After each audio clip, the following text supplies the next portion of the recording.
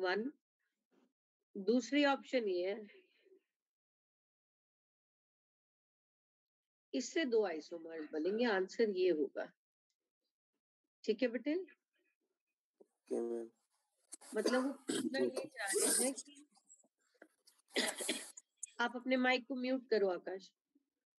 वो पूछना ये चाह रहे हैं कि ऑलरेडी जो लगे हुए हैं 2 मिथाइल, उसके बाद एक और एसई रिएक्शन होना है, तो उस एसई रिएक्शन में होने के बाद जो है 2 आइसोमर बने, ऐसे वाला ऑप्शन पिक करना है हमने।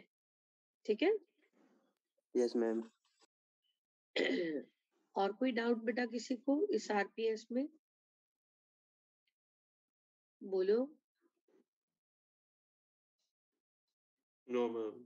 नहीं, जो पढ़ाया था उसमें किसी को कोई डाउट है बेटा? कल बेंजीन कंप्लीट किया, उसमें किसी को कोई डाउट? अच्छा, एक ना वो फ्यूमिंग सल्फ्यूरिक एसिड आप लास्ट में पूछ रहे थे ना, वो मैंने लिख ही दिया उसमें। यस, सल्फोनेशन में हम use actually fuming sulphuric acid ही करते हैं। सल्फोनेशन जो है उसके अंदर हम फ्यूमिंग सल्फ्यूरिक एसिड ही यूज करते हैं। फ्यूमिंग सल्फ्यूरिक एसिड का मतलब होता है ये sulphuric acid plus SO3। Sulphuric acid और SO3 ऐड होएगा तो H2S2O7 ही बनेगा, और H2S2O7 जो है दिस इज ओलियम।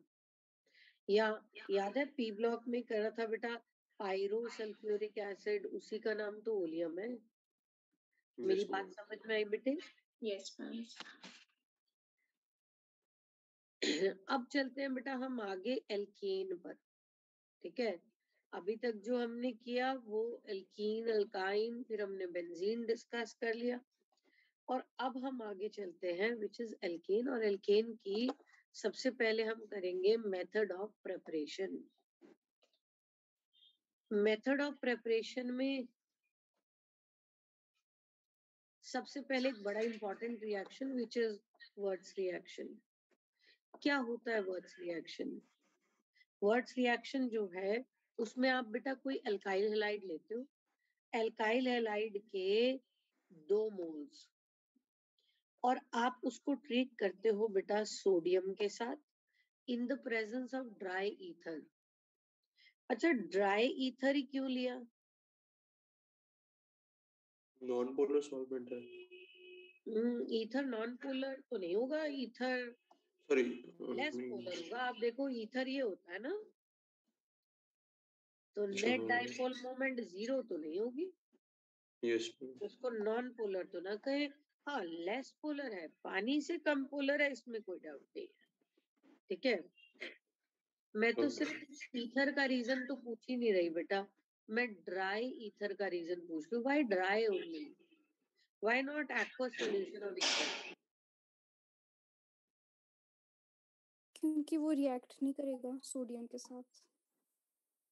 मतलब क्या रिएक्ट नहीं करेगा बेटा? मैम अल्कोहल बन जाएगी अगर वेट ईथर लेंगे तो।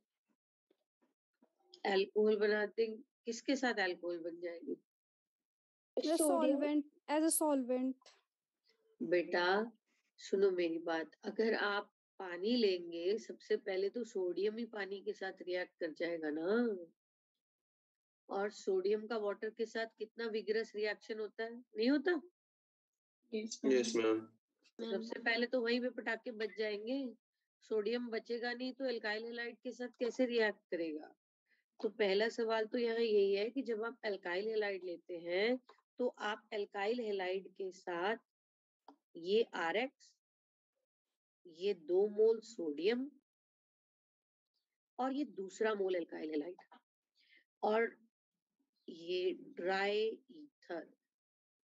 देखो ड्राई ईथर कई बार क्वेश्चन में नहीं भी लिखा होता तब भी कोई प्रॉब्लम नहीं है, लेकिन अगर कहीं ऐसा स्पेशली लिखा हो कि सोडियम एक्वस यूज किया है तो वो गलत है। एक्वस यूज कर ही नहीं सकते हम बेटा, क्योंकि एक्वस में तो फिर सोडियम और पानी रिएक्ट करके NaOH बना चुके हैं, तो फिर सोडियम बचेगा ही नहीं, एल्काइल हैलाइड के साथ रिएक्ट ही नहीं करेगा। खैर होता यहाँ ये है, यहाँ से ये 2 मोल सोडियम और ये 2 हेलोजन ये निकल जाते हैं, और आपके पास जो बनता है वो है RR द एल्केन, और साथ में 2 NaX। R और R जुड़ गए। देखो अगर मिथाइल और मिथाइल जुड़ जाते हैं, जैसे CH3Cl, आपको क्वेश्चन तो ऐसे ही लिखा आता है कि CH3Cl सोडियम ड्राई ईथर, ये DE इज ड्राई ईथर, क्या बनेगा? अंडरस्टूड है कि ये मिथाइल क्लोराइड के 2 मोल्स हैं, तो आप इसको ऐसे लिखेंगे।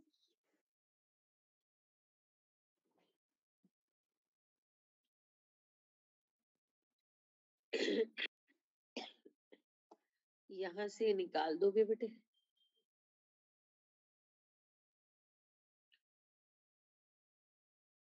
और ये CH3 मिल जाएगा।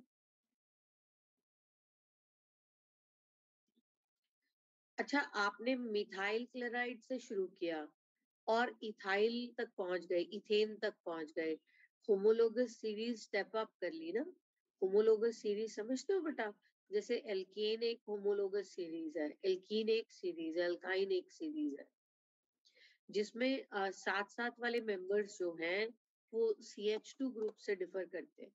जैसे बेटा एल्केन का पहला मेंबर मीथेन होता है, दूसरा मेंबर इथेन होता है, डिफरेंस एक कार्बन और 2 हाइड्रोजन CH2 ग्रुप का रहता है। तीसरा C3H8 होता है, जनरल फॉर्मूला होता है ना इसका CnH2n+2। Yes, ma'am. तो यहाँ हम क्या कह रहे हैं, हमने मिथाइल क्लोराइड से शुरू किया, हम इथेन तक पहुंच गए, वर्ड रूट मैथ से चेंज होकर एथ हो गया, तो हाँ इसमें हमने स्टेप अप कर लिया। इसको बोलते हैं एसेंट ऑफ सीरीज, की सीरीज जो है वो हमने स्टेप अप कर दी है। अच्छा, एक और बात मैंने आपको बताया था कि जो एल्कीन सीरीज होती है उसका पहला मेंबर कौन सा है? No. बेटा एल्कीन सीरीज का मुझे लगता है वर्बली मैंने आपको ये बोला है कि ना NCERT में है कि एल्कीन सीरीज का पहला मेंबर CH2 होता है और वो अनस्टेबल होता है ना? बताया था ना कि नहीं बताया था तुम्हारी क्लास में? मुझे लगता है जब डिस्कस कर रहे थे लास्ट दिन शायद बताया होगा। चलो खैर, एल्कीन का पहला मेंबर CH2 होता है और ये अनस्टेबल है। जो इथीन है ना, इथीन उस दूसरा मेंबर है, क्योंकि कई बार ऐसे क्वेश्चन पूछ लेते हैं ना कि third member of series, fourth member of series, तो ये फर्स्ट मेंबर होता है एल्कीन सीरीज का, इथीन सेकंड मेंबर है। लेकिन अगर एल्काइन की बात कर रहे हैं तो एल्काइन का पहला मेंबर इथाइन है, एसिटाइलिन या इथाइन, ठीक है? Yes. चलो कमिंग बैक, उसके बाद बेटा ये हमारी वर्ड्स रिएक्शन की बात हमने कर ली। Order of reactivity iodo bromo chloro fluoro, यही करते आए अभी तक भी। ठीक भी है कि आयोडीन का साइज बड़ा है तो बॉन्ड टूटना उसका सबसे आसान हो जाता है, इसलिए उसकी रिएक्टिविटी सबसे ज्यादा है। अब मैकेनिज्म इसके 2 तरह के होते हैं, एक तो होता है ऑर्गेनोमेटालिक मैकेनिज्म, एक होता है आपका फ्री रेडिकल मैकेनिज्म। पहले ऑर्गेनोमेटालिक की बात करते हैं।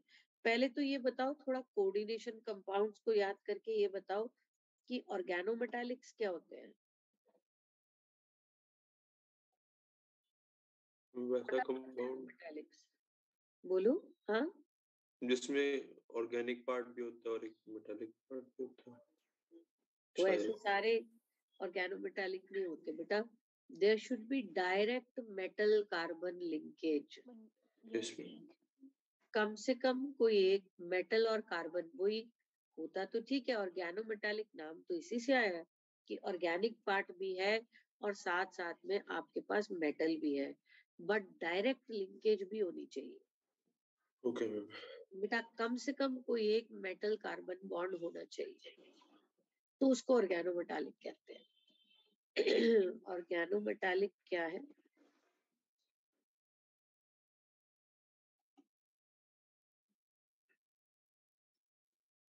compounds with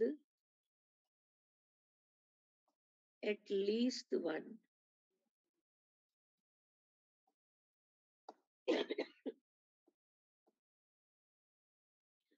metal carbon bond.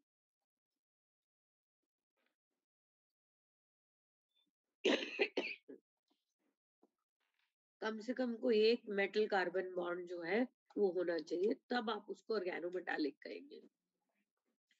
अच्छा, अब ऑर्गेनोमेटालिक मैकेनिज्म क्या है ये समझते हैं। बेटा ये एल्काइल हैलाइड है RX, इस सबसे पहले इसको सोडियम से ट्रीट करते हैं।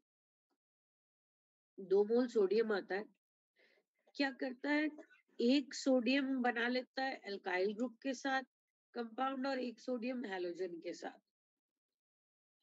यहाँ ये एल्काइल सोडियम RNA बन गया और सोडियम हैलाइड भी। ये जो एल्काइल सोडियम बना अंडरस्टूड है, sodium is going to be the electropositive part और एल्काइल ग्रुप कार्बन उससे इलेक्ट्रोनेगेटिव है। यही तो है ऑर्गेनोमेटालिक। एल्काइल सोडियम कहते हैं इसको और यही ऑर्गेनोमेटालिक है, तभी तो इसका नाम ऑर्गेनोमेटालिक मैकेनिज्म रखा है। अब अगले स्टेप में क्या होता है कि ये जो एल्काइल सोडियम है ये इंटरमीडिएट ही तो है, एक और मोल एल्काइल हैलाइड के साथ एल्केन बना देता है RR, साथ में दूसरा मोल सोडियम हैलाइड का। This is organometallic mechanism. Honestly कोई बहुत ज्यादा इंपॉर्टेंट नहीं है, दूसरा मैकेनिज्म ज्यादा इंपॉर्टेंट है, उस पर वे ज्यादा क्वेश्चन बनते हैं हमारे। जो फ्री रेडिकल मैकेनिज्म है, ये पहला था ऑर्गेनोमेटालिक, दूसरे पे चलते हैं which is free radical mechanism. चलो देखिए बेटा, फ्री रेडिकल मैकेनिज्म में क्या होता है कि आपके पास अल्काइल हैलाइड है RX और RX में ये आपके पास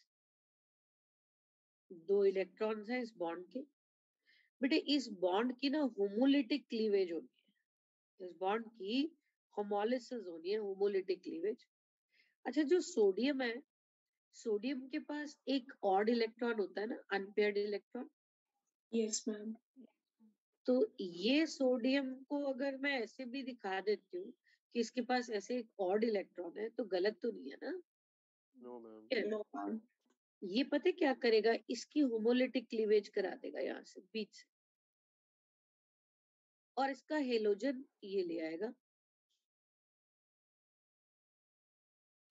Na और X कंबाइन करके NaX बना लेंगे बेटा, और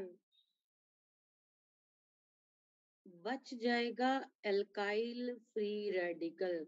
अब R के ऊपर ऑड इलेक्ट्रॉन बच गया है, तो ये एल्काइल फ्री रेडिकल ही है ना? Yes ma'am. Yes ma'am. और फ्री रेडिकल इंटरमीडिएट है, तभी तो उसे फ्री रेडिकल मैकेनिज्म कह रहे हैं।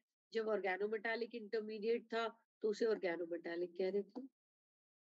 अब मैम यहाँ अगले पे होमोलिटिक क्लीवेज कैसी हुई? इलेक्ट्रोनेगेटिविटी का डिफरेंस नहीं होगा R और X में? बिल्कुल है जी इलेक्ट्रोनेगेटिविटी का डिफरेंस, लेकिन सोडियम की वजह से हो पाती है।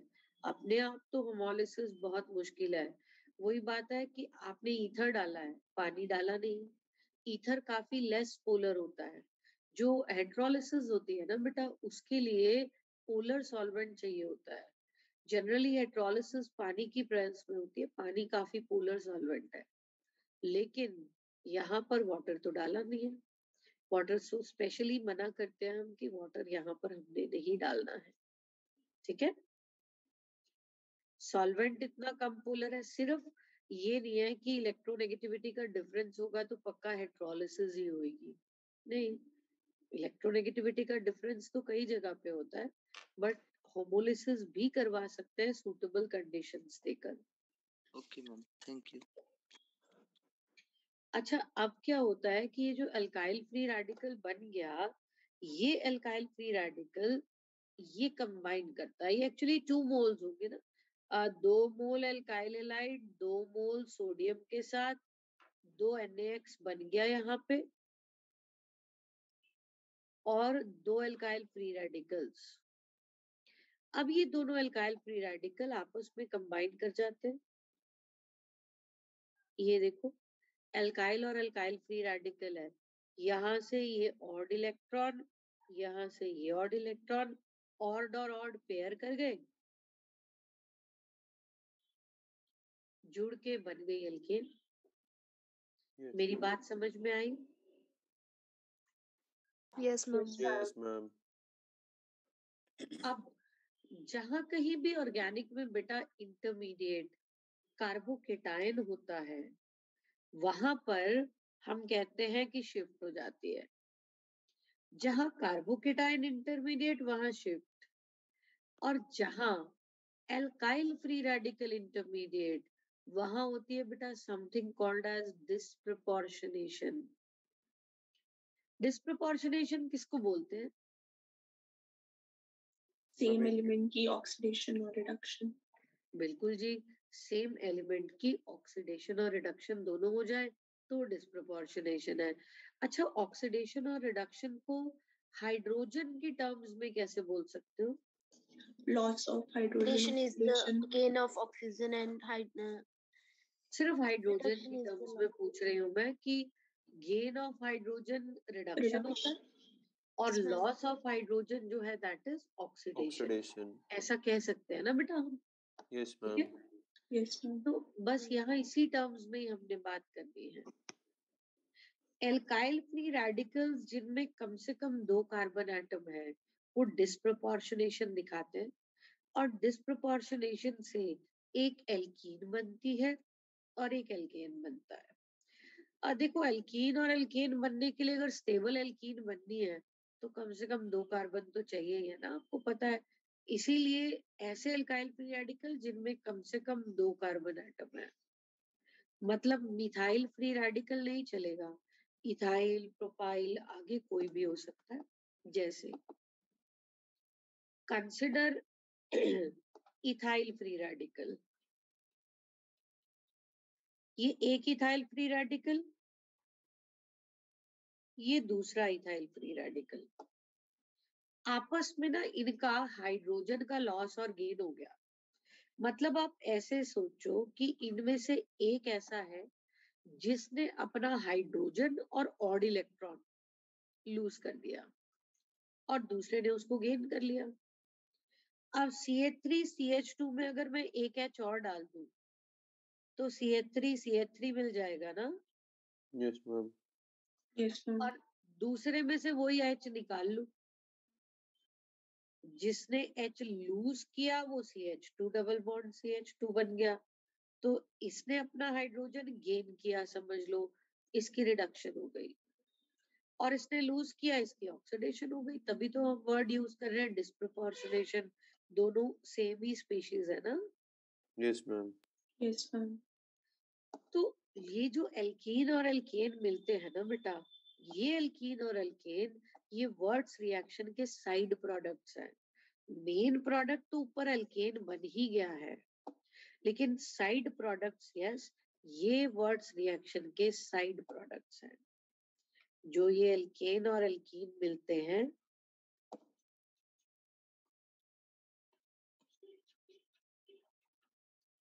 दे are side products of Wurtz reaction.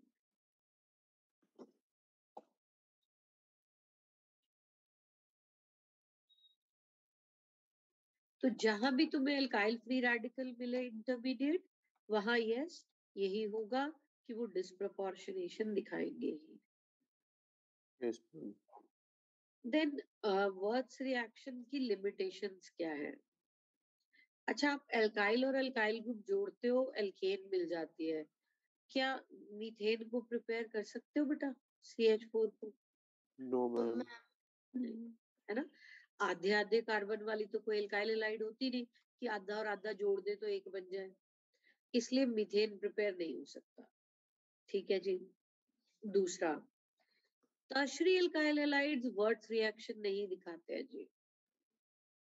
Tertiary में अब आप डिहाइड्रो हैलोजनेशन पढ़ चुके हो।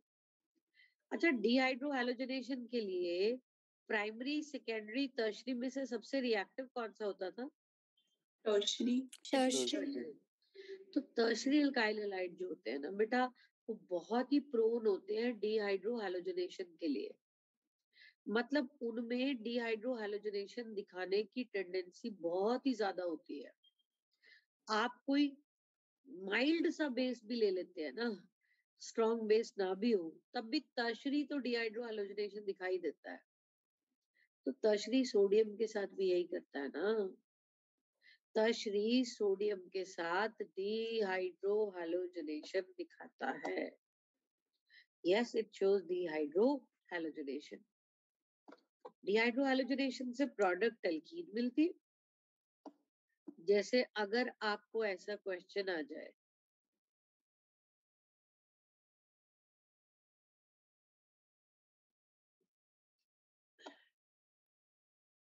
ये लो, चलो ये भी छोड़ो, ऐसा कर लेते हैं थोड़ा, और आपको बस सोडियम ड्राई ईथर लिखा हो तब भी ठीक है, नहीं लिखा हो तब भी ठीक है, ऐसे लिख के छोड़ दिया। तो आप पहले ये एनालाइज करो कि ये तो टर्शरी एल्काइल हैलाइड है, और टर्शरी एल्काइल हैलाइड तो दिखाएंगे ही नहीं वर्ड्स रिएक्शन। फिर नहीं दिखाएंगे तो क्या, डिहाइड्रो हैलोजनेशन तो दिखाते हैं ना। तो डिहाइड्रो हैलोजनेशन कराओ। कैसे कराएं? यहां से जाएगा क्लोरीन, ठीक है, बॉन्ड के इलेक्ट्रॉन वैसे लेकर जाएगा। चलो मैं ठीक से दिखाऊं उसको कि क्लोरीन बॉन्ड के इलेक्ट्रॉन लेकर जाता है ना। अच्छा, अब H कहाँ से जाएगा? कार्बोकेटाइन तो यही बनना है CH2 है ना। अब ये देखो, ये अल्फा है, तो ये भी बीटा है, ये भी बीटा है। अब बीटा 1 से जाएगा या बीटा 2 से? मेजर तो बीटा 2 से। बीटा 2 से। कौन सा रूल लगा रहे हैं? सेट मोर अल्काइलेटेड एल्कीन, तो बीटा 2 वाला प्रोटॉन निकलेगा जी। 2 methyl but 2 in them। यहाँ पे ये प्रोडक्ट मिल जाएगा बिल्कुल जी, 2 मिथाइल ब्यूट 2 ईथ, मोर अल्काइलेटेड वाला मेजर प्रोडक्ट है। Yes sir. अच्छा, तीसरी लिमिटेशन बेटे, इस मेथड से आप वही एल्केन्स प्रिपेयर कर सकते हैं जो सिमेट्रिकल है।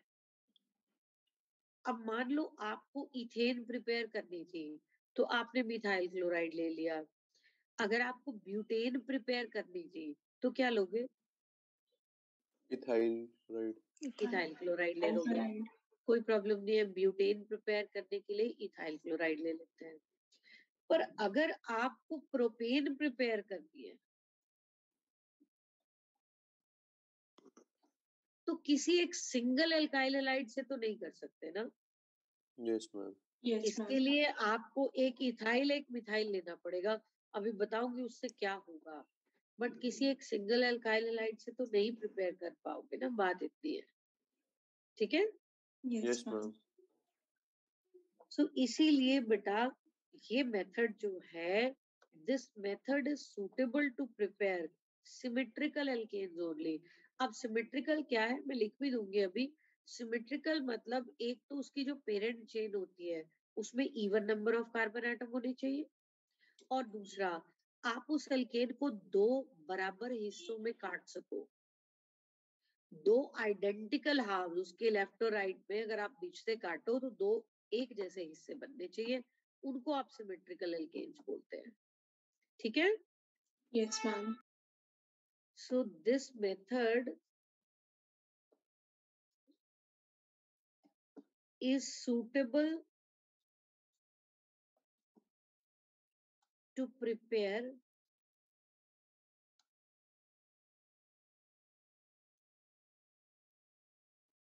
symmetrical alkanes only।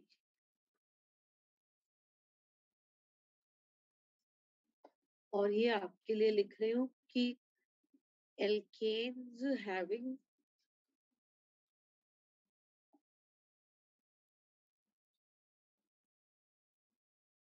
even number of carbon atoms, जिनमें even number of carbon atoms है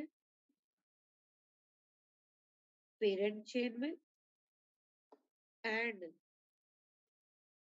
can be divided into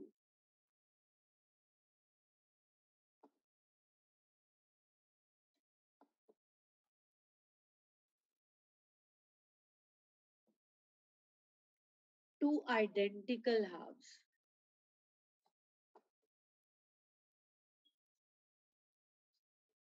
अभी करके दिखाती हूँ.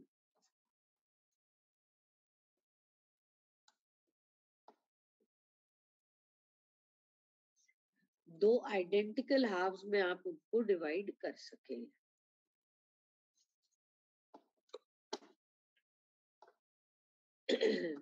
अब चलो देखते हैं इससे आगे एग्जाम्पल.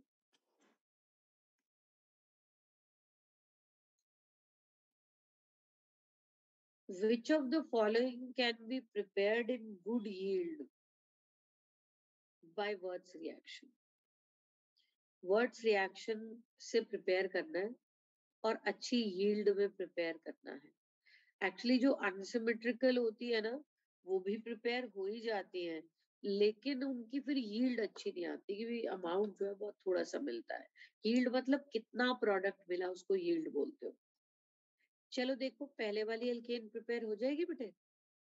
गुड यील्ड में नहीं होगी. नहीं होगी ना. नो इसमें आपके पास जो है 5 कार्बन है पेंटेन ना. ये देखो ये 1, ये 2, ये 3, ये 4, ये 5. बेटा दिस इज एन पेंटेन ना, नॉर्मल पेंटेन. Yes ma'am. तो नहीं एन पेंटेन तो प्रिपेयर नहीं होगी, कांट बी प्रिपेयर्ड. आगे चलते हैं. दूसरे वाली प्रिपेयर हो जाएगी. No ma'am. क्यों? वही बात कि पहले डिवाइड करने वाली बात तो बाद में ही सोचोगे, पहले पेरेंट चेन को ही देख लो. पेरेंट चेन में even number of carbon atom होने चाहिए ना. इसमें तो 5 कार्बन एटम है, ऑड नंबर है. Yes ma'am. इसलिए ये प्रिपेयर नहीं है. तीसरी वाली हो जाएगी. Yes ma'am. 2, 3, 4, 5, 6. ओके पहली बात तो सेटिस्फाई हो गई. 6 कार्बन है जी पेरेंट चेन में. यस. दूसरी बात इसमें ब्रांचिंग भी है तो देखना पड़ेगा क्या आप इसको 2 बराबर हिस्सों में काट सकते हैं. Yes ma'am. अगर इसको यहाँ से काट दे बेटा ऐसे, तो 2 बराबर हिस्से बनते हैं. देख लेते हैं जहां से डिवाइड किया उसके साथ वाले कार्बन पर एक ब्रांच है. ओके यहाँ भी है. इससे आगे 1, 2 कार्बन है, इससे आगे भी 1, 2 कार्बन है. फाइन. यस ये 2 बराबर हिस्सों में कट रही है और इसकी पेरेंट चेन में even number of carbon atom भी है, इसलिए ये सिमेट्रिकल एल्केन है. एक और काम करते हैं. यहाँ पे ना जहां जहां प्रिपेयर हो सकती है वहां वहां ये भी बता देते हैं कि उसको प्रिपेयर कराने के लिए कौन सा एल्काइल हैलाइड यूज करें. पेरेंट एल्काइल हैलाइड जिससे उसको प्रिपेयर किया वो भी बताना है. तो देखो पेरेंट एल्काइल हैलाइड बनाने के लिए क्या करना है कि जहां से आप उसको 2 बराबर हिस्सों में काट रहे हैं ना बेटा, जहां से आपने ये बॉन्ड तोड़ा है उसके साथ एक हैलोजन लगा दो. किसी एक साइड वाला ले लो, जैसे मैं इधर वाली साइड वाला ले लेती हूँ. बस हमने ये बॉन्ड यहाँ से तोड़ा है ना बेटा, तो यहाँ पर एक हैलोजन लगा देंगे. मेरी बात समझ में आई? Yes ma'am. तो ये पेरेंट एल्काइल हैलाइड भी बता दिया हमने इसका, क्योंकि ये भी पूछते हैं कि इस एल्केन को प्रिपेयर करने के लिए कौन सा एल्काइल हैलाइड यूज करें. Okay ma'am. अगला देखो 4th वाला प्रिपेयर हो जाएगा. Yes ma'am. Okay let's check. 1, 2, 3, 4, 5, 6. पहली बात तो ठीक है कि पेरेंट एल्काइल हैलाइड जो है उसके अंदर 6 कार्बन है पेरेंट चेन में. सॉरी पेरेंट नहीं, एल्केन में 6 कार्बन है. अब इसको 2 बराबर हिस्सों में काट सकते हैं. 3 के बाद अगर मैं यहाँ से डिवाइड कर दूं तो क्या लेफ्ट और राइट पे सेम चीज है? देखते हैं। जहां से डिवाइड किया उसके साथ वाले कार्बन पे कोई ब्रांच नहीं है, इधर भी नहीं है। अगले कार्बन पर 2 ब्रांचेस है। ओके, अगले कार्बन पर 2 ब्रांचेस है, उससे आगे एक कार्बन, उससे आगे एक कार्बन। बिल्कुल जी, प्रिपेयर कर सकते हैं, कोई दिक्कत Yes. नहीं है। और बेटा पेरेंट अल्काइल हैलाइड जो है वो भी बता देते हैं। Parent alkyl halide will be, कोई एक साइड वाला ले लो, जहां से बॉन्ड तोड़ा उसके साथ हेलोजन लगा दो, ये पेरेंट अल्काइल हैलाइड मिल गया। ठीक है, Yes. Yes ma'am. फिफ्थ वाला हो जाएगा prepare. No No, ma'am. ma'am. No ma'am. क्यों नहीं? Symmetrical नहीं है. सिमेट्रिकल। देखो 6 कार्बन तो है पेरेंट चेन में, लेकिन जब आप इसको यहां से डिवाइड करते हो 3 के बाद से, तो ध्यान देने वाली बात यह है कि इसका जो जहां से डिवाइड किया उसके साथ वाले कार्बन पे कोई ब्रांच नहीं है, इधर 2 ब्रांच है। ये दोनों इससे तो सेम है ही नहीं, Yes, ma'am. सिमेट्रिकल है, इसलिए नहीं, इसको प्रिपेयर नहीं कर सकते। अगले वाला देखते हैं, 6th वाला प्रिपेयर हो ma'am. जाएगा। No, ma'am. मीथेन ही है, मीथेन। है ना? और मीथेन कहाँ प्रिपेयर हो जाता है? Methane can't be prepare. और 7th वाला yes ma'am. Yes, ma'am. Yes हो जाएगा। देखो Yes, यहाँ ma'am. से काटे तो ऐसे कटेगा। पेरेंट चेन में 1 2 3 4 5 6। अच्छा, इसका जो पेरेंट अल्काइल हैलाइड है, जरा बना देती हूँ पेरेंट अल्काइल हैलाइड। ये वाला अल्काइल हैलाइड होगा ना? Yes, ma'am. टर्शरी है। यस, ये टर्शरी है, ये प्रिपेयर नहीं होगा यस मैम। क्योंकि टर्शरी तो वर्ड्स दिखाते ही नहीं है। Yes, tertiary ma'am. तो डिहाइड्रोहालोजनेशन दिखा देते हैं। This is parent alkyl halide is tertiary,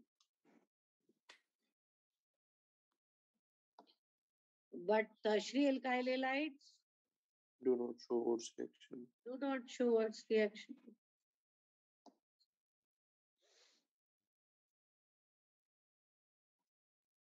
इसलिए ध्यान से ये मार्क कर लेना कि ये शो नहीं करता है, या इससे हम नहीं प्रिपेयर कर सकते हैं अच्छी यील्ड में बाय वर्ड्स रिएक्शन। ठीक है बेटे? Yes ma'am. Yes ma'am. अच्छा, और इसके बड़े सारे एग्जाम्पल्स हैं, चलो कुछ और एग्जाम्पल्स करें हम कि प्रोडक्ट कैसे बनेगा।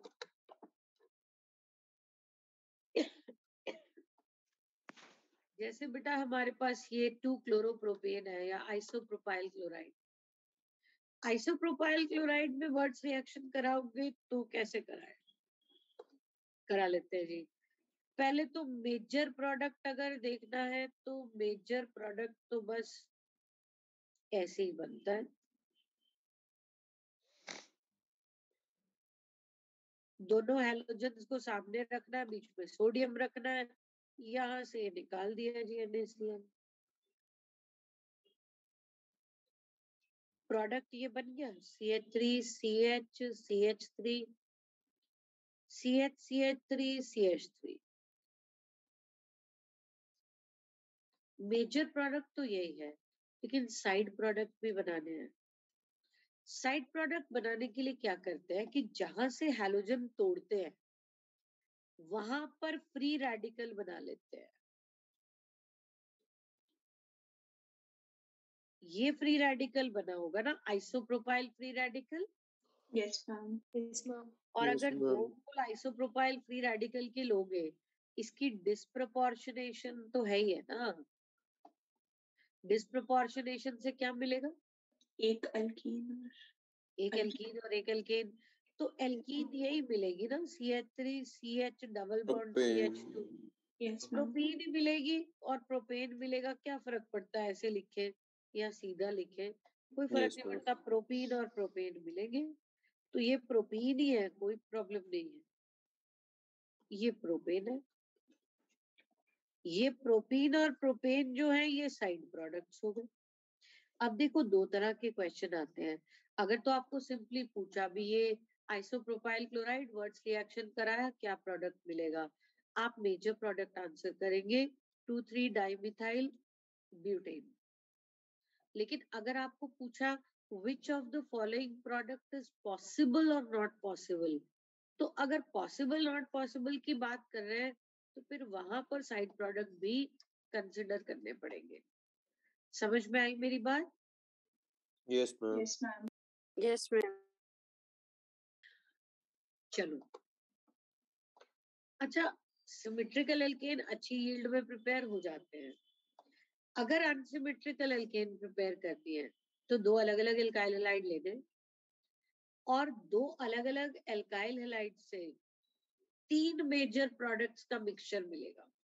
कैसे? देखो इधर आपने मिथाइल क्लोराइड और इथाइल क्लोराइड ले लिया। साइड प्रोडक्ट्स की बात नहीं कर रही हूँ, सिर्फ मेजर की बात कर रही हूँ। मेजर भी तो 3 होंगे। कैसे? बेटे आप मिथाइल क्लोराइड और इथाइल क्लोराइड को मिक्स करोगे और आप उसके अंदर सोडियम डालोगे और आप वेसल बंद कर दोगे। इसके आगे आप कुछ नहीं कर सकते। आप ये फोर्सेबली थोड़ी करा सकते हो कि मिथाइल और इथाइल ही आपस में कंबाइन करेंगे। एक मिथाइल रेडिकल बन जाएगा, एक इथाइल रेडिकल बन जाएगा। हो सकता है मिथाइल और मिथाइल कंबाइन कर जाए, हो सकता है इथाइल और इथाइल कंबाइन कर जाए, और हो सकता है मिथाइल और इथाइल कंबाइन कर जाए। सारी पॉसिबिलिटीज है। मेरी बात समझ में आई बेटा? हमारे थाइल फ्री रेडिकल की तो डिस्प्रोपोर्शनेशन भी हो सकती है। वो साइड प्रोडक्ट्स तो है ही है, पर मेजर भी 3 बन जाएंगे, मैं ये समझा रही हूँ। यस ठीक है, मैम। बिल्कुल साइड प्रोडक्ट्स 3 के जो है अलावा ही है। ये देखो पहले मैं चलो मिथाइल और मिथाइल ले लेती हूँ।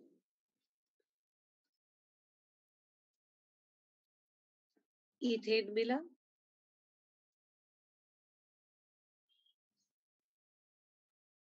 दूसरी पॉसिबिलिटी इथाइल और इथाइल।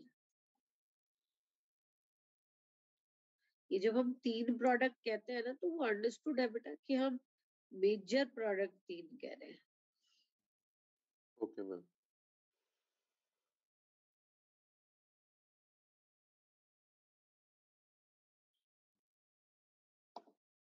और तीसरा बेटा एक मिथाइल और एक ethyl.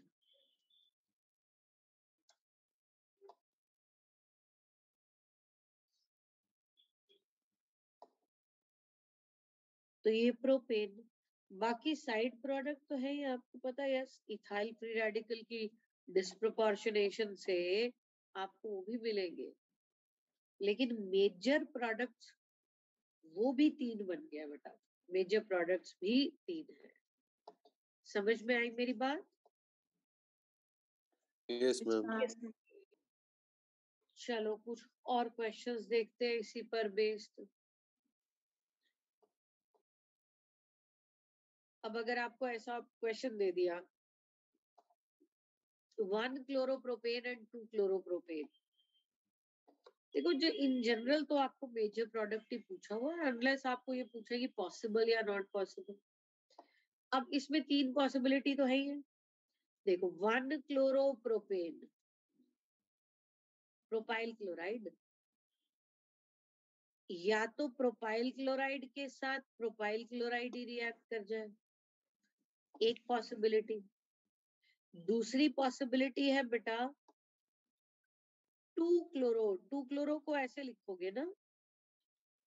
Yes ma'am. Yes ma'am.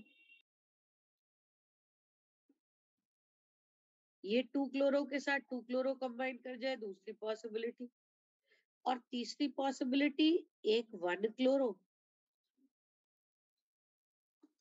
और एक 2 क्लोरो।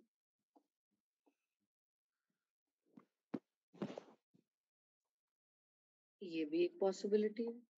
उसके अलावा जो 1 क्लोरो है उसमें से आपके पास, ये तो मेजर प्रोडक्ट्स की बात हो गई, ये भी ठीक है कि 1 क्लोरो प्रोपेन में से ये प्रोपाइल फ्री रेडिकल मिला होगा और 2 क्लोरो प्रोपेन में से आइसोप्रोपाइल। चाहे प्रोपाइल फ्री रेडिकल हो या आइसोप्रोपाइल, साइड प्रोडक्ट्स तो एक ही जैसे बनने हैं जी, प्रोपीन और प्रोपेन,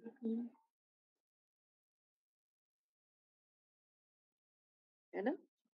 साइड प्रोडक्ट्स तो यही बनने हैं, प्रोपीन और प्रोपेन, ठीक है। Yes ma'am. Yes ma'am. तो इसीलिए ये यहाँ से निकलेगा बेटा CH3 CH2 CH2 CH2 CH2 CH3 मतलब NHA। Yes ma'am. दूसरा ये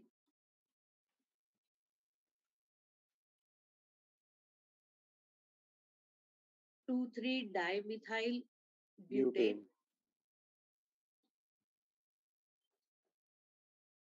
तीसरा ये बेटा 2-मिथाइल पेंटेन। और ये दो जो है ये तो हमारे साइड प्रोडक्ट्स हैं,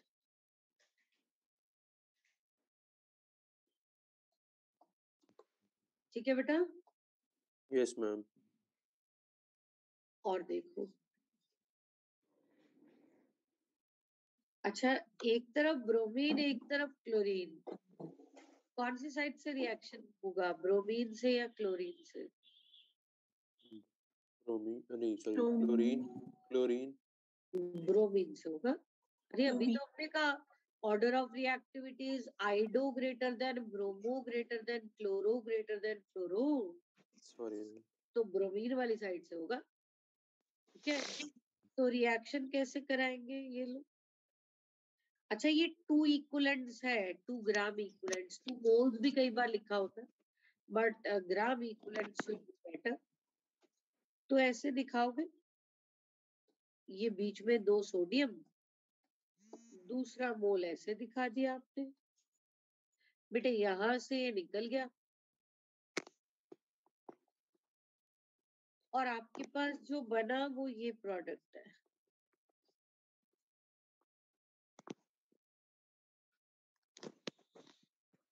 ये प्रोडक्ट बन गया, ठीक है। Yes ma'am. Yes ma'am. तो ये भी आपके पास एक तरह का वर्ड्स रिएक्शन है, लेकिन यहाँ कुछ और भी है। कंसिडर, ये वही एग्जाम्पल है लेकिन अब इसका 1 इक्विवेलेंट लिखा है। इस बात पे ध्यान देना कि यहाँ 2 इक्विवेलेंट्स थे और वहां एक ही इक्विवेलेंट है। अगर एक ही इक्विवेलेंट है तो रिएक्शन हो जाएगा? No ma'am. क्यों नहीं? मॉलिक्यूल में 2 हैलोजन है, बिल्कुल होगा रिएक्शन। होगा तो। इंट्रामॉलिक्यूलर वर्ड्स रिएक्शन, इंट्रामॉलिक्यूलर मतलब विद इन द मॉलिक्यूल बेटे, इंट्रामॉलिक्यूलर वर्ड्स मतलब विद इन द मॉलिक्यूल, तो होता है वर्ड्स रिएक्शन। ये देखो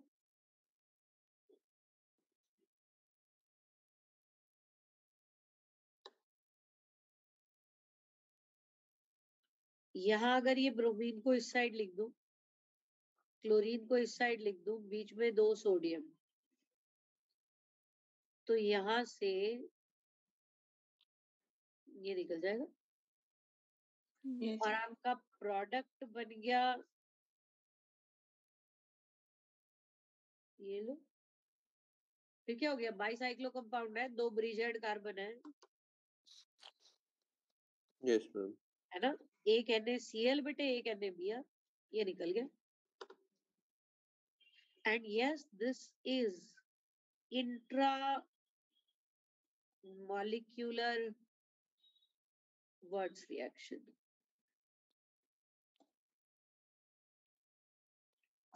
ठीक है। Yes ma'am. अब ये देखो अगले वाला, अगेन इस मॉलिक्यूल में बेटा 2 हैलोजन है ना, और एक इक्विवेलेंट जो है आपने इसमें सोडियम डाला है, नहीं सॉरी एक इक्विवेलेंट ही है इसका, सोडियम तो 2 इक्विवेलेंट अवेलेबल है बट इसका 1 इक्विवेलेंट ही है, तो हो जाएगा इंट्रामॉलिक्यूलर वर्ड्स रिएक्शन। Yes.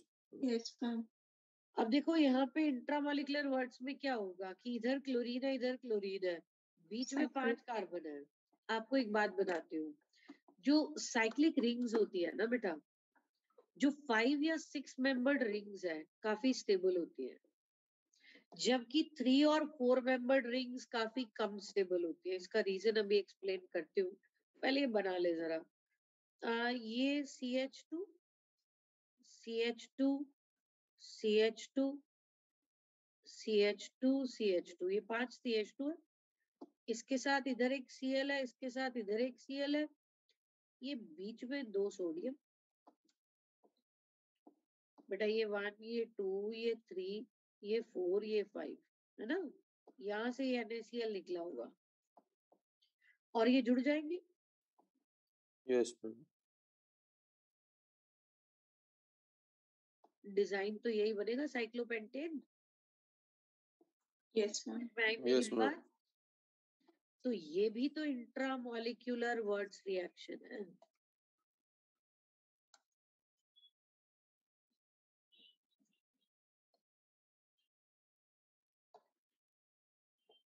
एक दो और एग्जांपल देखते हैं, फिर अभी ये मैं रिंग्स वाली बात आपको बता देती हूँ। खैर ये कौन सा हेलाइड है बेटा? Allyl halide. Vinyl. Allyl, not vinyl. Sorry, allyl. Doubly bonded carbon वाले पे थोड़ी ना हेलोजन लगा है, एलाइल है, yes.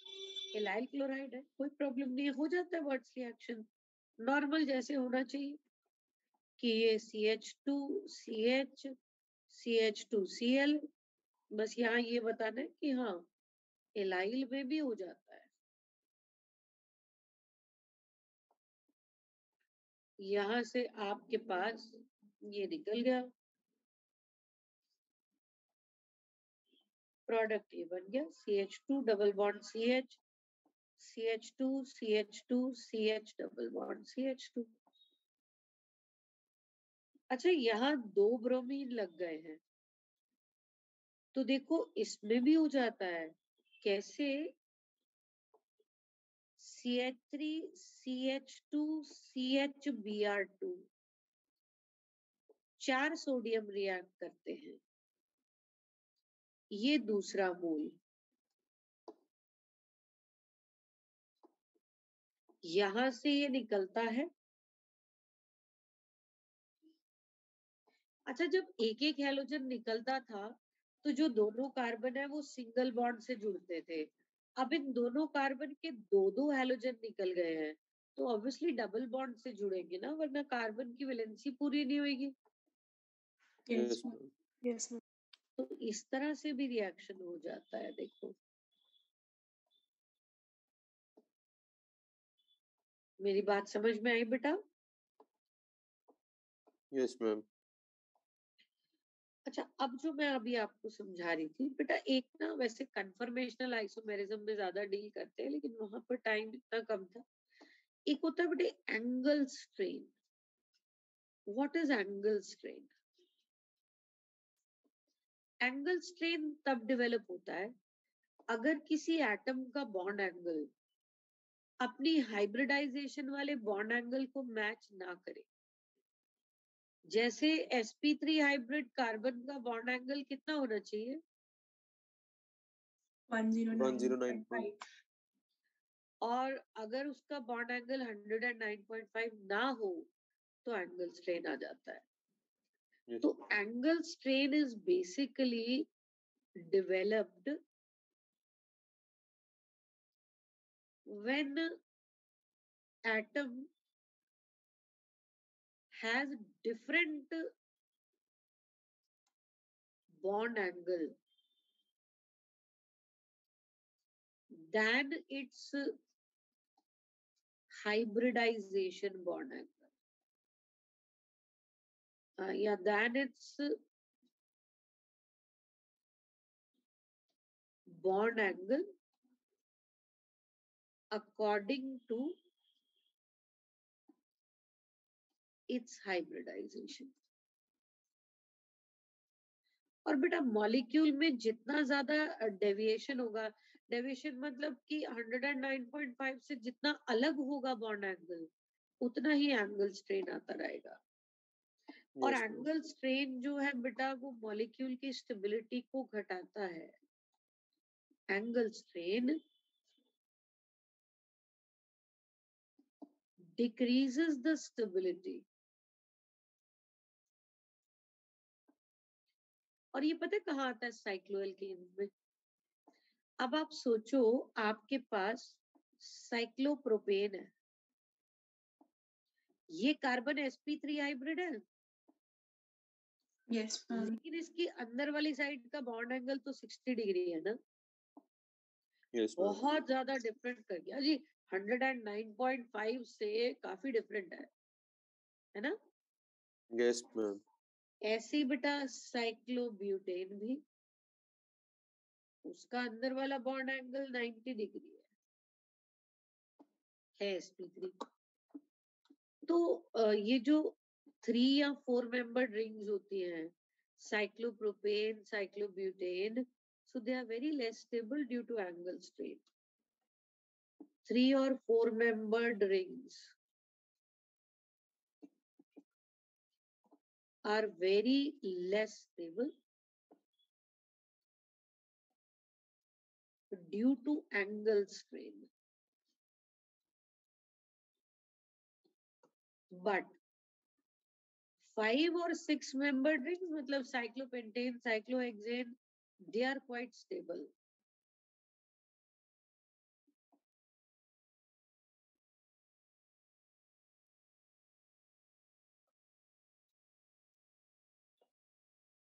They have very less angle strain, बहुत ही कम होता है। तभी तो यहाँ पर ये 5 मेंबर्ड रिंग आराम से बन गई ना। Yes, ma'am. क्योंकि आगे आगे भी बेटा हमें इन चीजों की जरूरत पड़ती रहेगी, इसलिए यहाँ थोड़ा सा आपको क्लियर करके दिया है। अब आते हैं हम, ये था बेटा हमारा पहला ही रिएक्शन हुआ अभी, दैट इज वर्ट्स रिएक्शन। और अब चलते हैं हम कोल्ब्स इलेक्ट्रोलिसिस पर। इलेक्ट्रोकेमिस्ट्री पढ़ने के बाद इलेक्ट्रोलिसिस का मतलब तो समझ में आता है। What is electrolysis? Movement of ions towards है ना? the electrodes. इलेक्ट्रोलिसिस मतलब आपने कोई मोल्टन या एक्वस सॉल्यूशन लिया, उसमें से करंट पास कर दिया। क्या होता है? केटायन कैथोड पर जाता है, एनायन एनोड पर जाता है। केटायन कैथोड पर जाता है, इलेक्ट्रॉन गेन करता है, उसकी रिडक्शन होती है और न्यूट्रल स्पीशीज बन जाती है। एनायन एनोड पे जाता है, उसकी ऑक्सीडेशन होती है और न्यूट्रल स्पीशीज बन जाती है।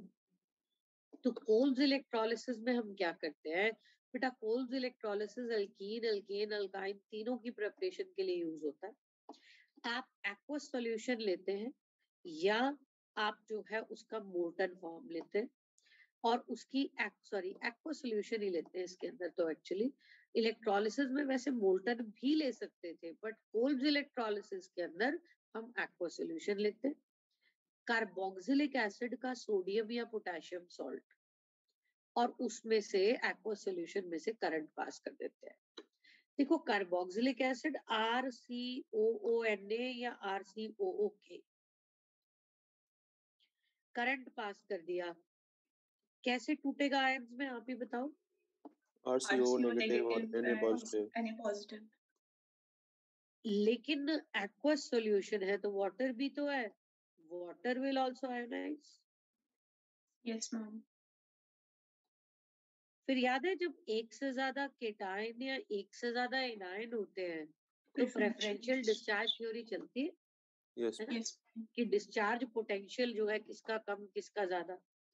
चलो पहले इनकी बात कर लेते हैं। केटायंस गो टू कैथोड, ये मेरे दोनों स्क्रीन पे शो केटायन नहीं हो रहा कैथोड। है। हाँ जी बेटा, मैम मेरे स्क्रीन पे कुछ शो नहीं हो रहा, मतलब सिर्फ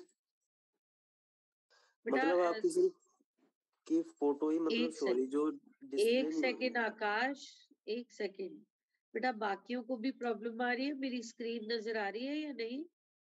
आ रही है मैम। Yes, ma'am. Sorry. आ रही है। आकाश आप अपना कनेक्शन चेक करो बेटा।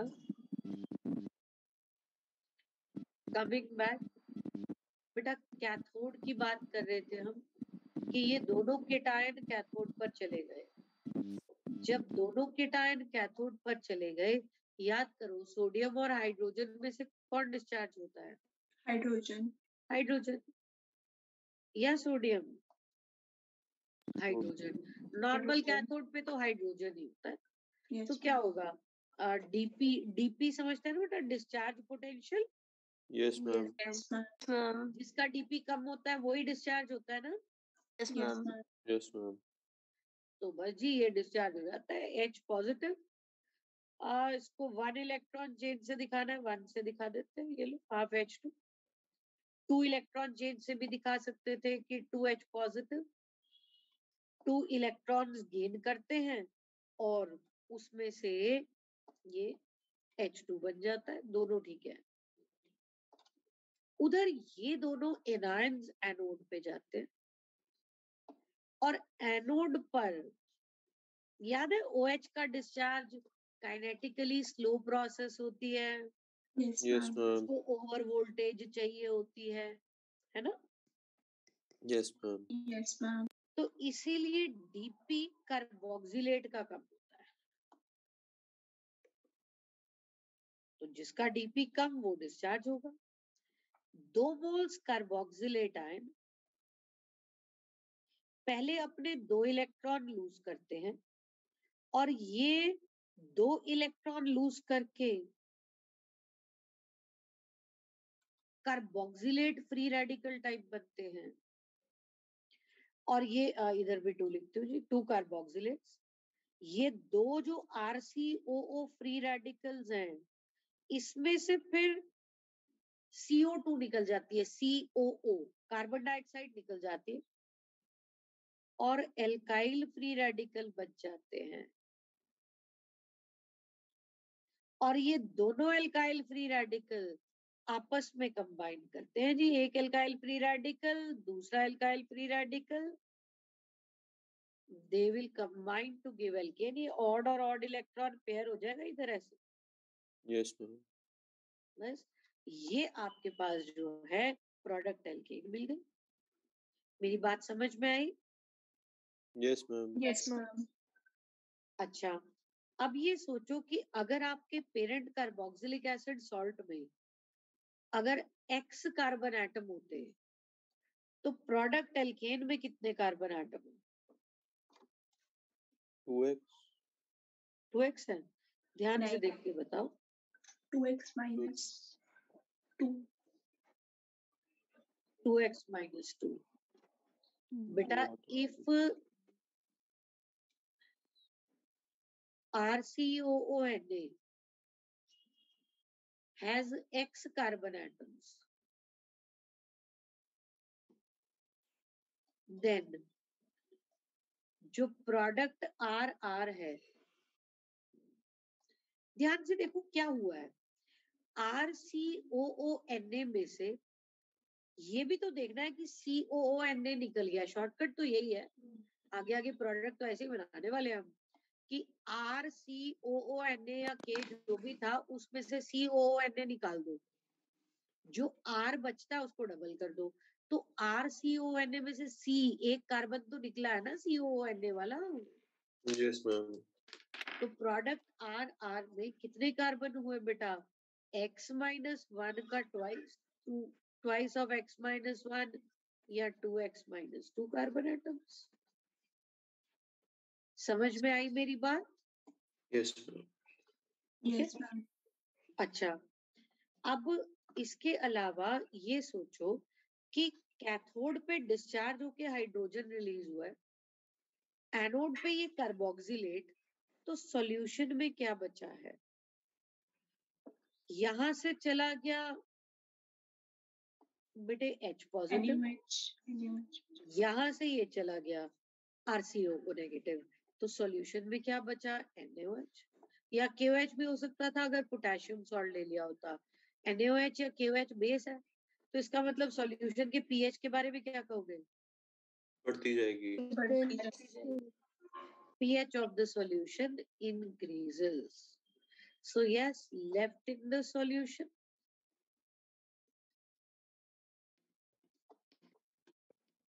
is NaOH or KOH. So pH of the solution increases as the electrolysis proceeds.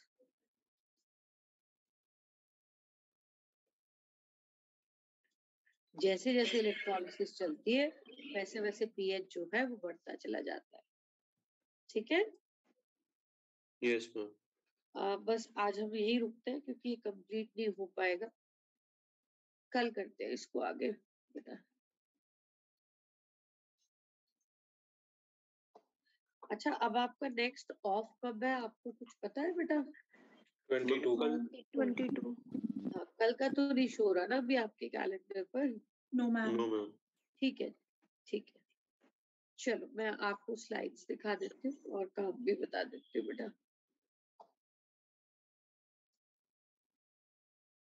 यहाँ पर कैलेंडर पे कल की सिर्फ एक डाउट सेशन वाली मीटिंग आईडी शो हो रही है, उस पे क्लास की मीटिंग आईडी नहीं शो हो रही.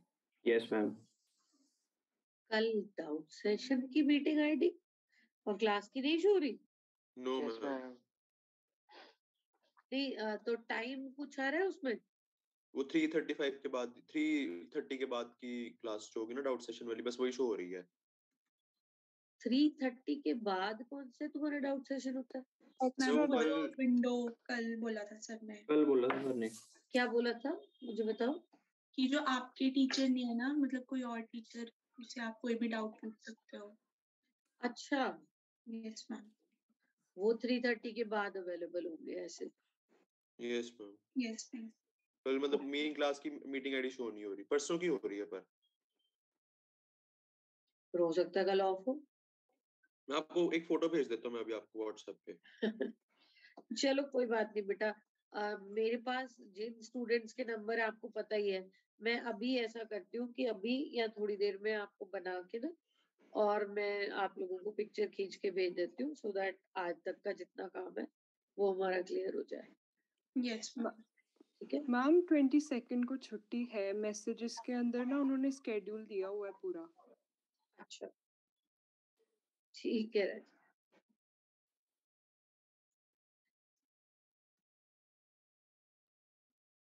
हो सकता है बेटा क्लास वाली वो अपलोड ना हुई हो, थोड़ी देर में हो जाएगी, है ना.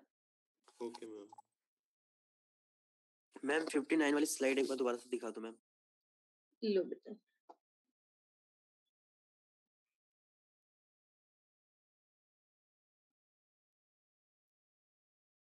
चले आगे.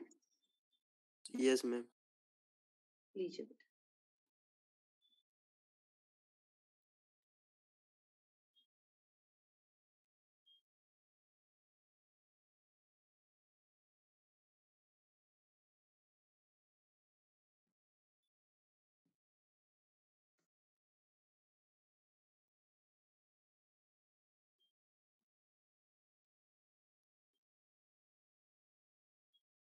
कोल्ब्स इलेक्ट्रोलिसिस का भी बेटा बेसिक आइडिया तो मैंने आपको दे ही दिया है.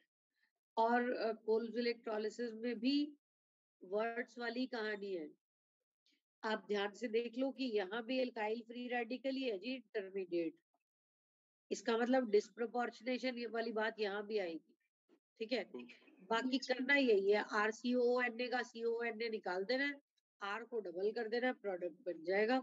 एल्कीन अल्काइन के लिए थोड़ी अलग कहानी डिस्कस कर लेंगे हम. मैम एक बार 63 दिखाना पेज. 63 दिख. लो जी 63 देखिए.